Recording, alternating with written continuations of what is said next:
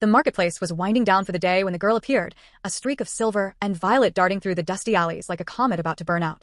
Yarrick, the only human for several hundred kilometers, had been haggling over scrap metal when he caught the flash of movement. He turned just in time to see her barreling toward him, bare feet slapping against the sand, eyes glowing with panic in the fading twin sunlight.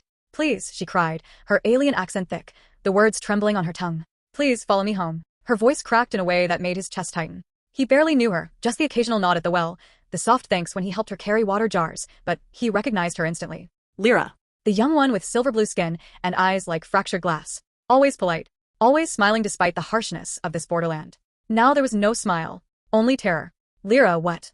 Yarrick began, but she grabbed his sleeve, pulling hard. "No time. Come." Something in her tone sliced through his instinct to question. He dropped the scrap metal, slung his pack over his shoulder and followed. ####the run. They raced through the twisting back alleys of Caro's outpost, past shuttered stalls and flickering light poles. The evening wind carried the smell of ozone and dust.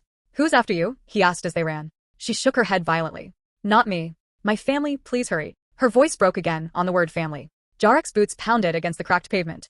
He wasn't built for running like this anymore.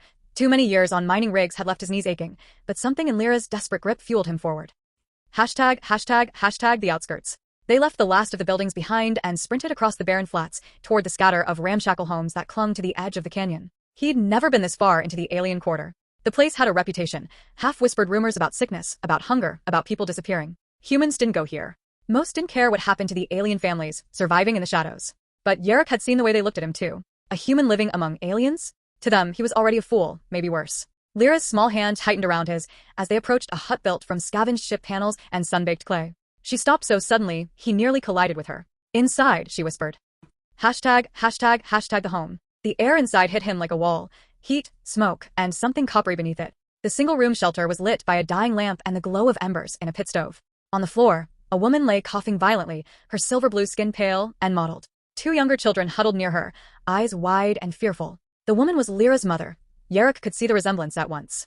But where Lyra's eyes still held some spark of life, her mother's looked sunken, feverish. "She won't wake properly," Lyra said, voice trembling. "She can't breathe right. Please, you worked in the med mines, didn't you? You know things." Yarrick froze. Med mines. He hadn't heard that word in years. It was true, before ending up here, he'd spent a decade hauling ore laced with medicinal fungi used across the colonies. Miners got basic training. How to treat lung rot, what herbs kept the coughing fevers at bay, how to recognize when the sickness had gone too far. He dropped to his knees beside the woman. ###the diagnosis. Her breathing rattled, wet and uneven. He pressed two fingers to her neck, pulse weak, too fast. The fever burned under her skin like a furnace. This wasn't just lung rot. It was starvation, exhaustion, sickness all woven together. "How long has she been like this?" Yarrick asked. "Days," Lyra whispered. "She tried to keep working, but then she couldn't get up this morning." Yarrick looked around. The shelves were bare. Not even a handful of grain. Just some cracked bowls, and a chipped water jug holding barely a mouthful. His gut twisted. The rumors had been right. The alien quarter wasn't just poor, it was dying. ###the children. The younger ones stared at him with hollow eyes. A boy maybe 6. A girl even smaller. Neither spoke. Yarrick had seen that look before, on human frontier worlds during the famines. Kids who'd learned to stop asking for food because there was none. Lyra knelt beside her mother, stroking her hair. She kept saying it would be better soon. That someone would give us work. But no one hires people like us. Yarrick knew what she meant. The alien quarter was made of refugees from half a dozen shattered worlds. To the outpost authorities, they were just another problem to be ignored. ###the choice. He could walk away. This wasn't his fight. He barely had enough credits for himself most weeks. But as he looked at Lyra's trembling hands, at the mother's shallow breaths, at the silent children staring from the corner, something inside him snapped. "No one's coming to help you," he said quietly. "Except maybe me, if you'll let me." Lyra's eyes flooded with tears, but she nodded fiercely. "Good," he said, forcing steadiness into his voice. "First, we need water. Then food. Then I'll see what I can do about her lungs."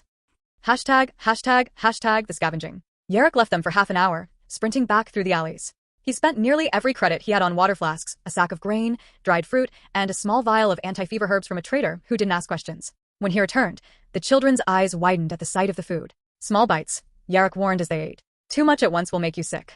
The boy nodded solemnly, clutching his share like treasure. ###the treatment. The herbs he crushed and mixed with water, tilting the mother's head carefully to help her swallow. He burned a handful in the stove too, letting the smoke fill the air with its sharp, bitter scent, an old trick from the med mines to ease the lungs. Hours passed. Her breathing steadied a little. The fever cooled by a fraction. It wasn't a cure, but it was something. Lyra never left her mother's side. Hashtag the story. While the mother slept, Lyra spoke softly. Their father had died in a mining collapse 2 years ago. Since then, her mother had taken any work she could, hauling scrap, cleaning stalls, even breaking rocks in the heat for a few credits a day. But work had dried up, and sickness had come. No one helps us because we're not from here, Lyra said bitterly.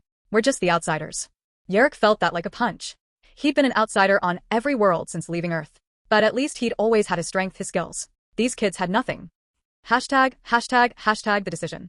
By morning, the mother could sit up weakly. She gripped Jarrick's hand with surprising strength. You saved us, she rasped. Not yet, he said. But I have a plan. He did.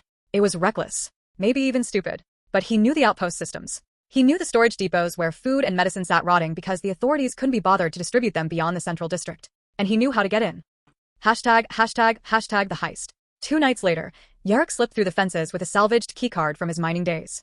Lyra followed despite his protests, small, quick, able to carry twice her weight when desperation demanded it. They filled sacks with ration bars, water filters, medical packs. His heart pounded the whole time. Certain alarms would blare. But luck, for once, stayed with them. Hashtag the beginning of hope. The family ate like kings that night. Real food. Clean water. The mother cried softly, murmuring blessings in a language Yerrick didn't know. Lyra looked at him across the firelight. Why are you helping us? Yerrick thought of 1,000 lonely nights on 1,000 cold worlds. Of watching people walk away because it wasn't their problem. Because someone should, he said finally. Hashtag the future. Weeks passed. The mother grew stronger. The children laughed again. Yerrick kept finding ways to bring more, sometimes legally, sometimes not. He taught Lyra how to mix herbs, how to keep the water clean, how to spot sickness before it grew deadly. The quarter still suffered. But one family at least had a chance now. And maybe Yerrick thought that was how change began. One desperate cry for help. One stranger who refused to turn away.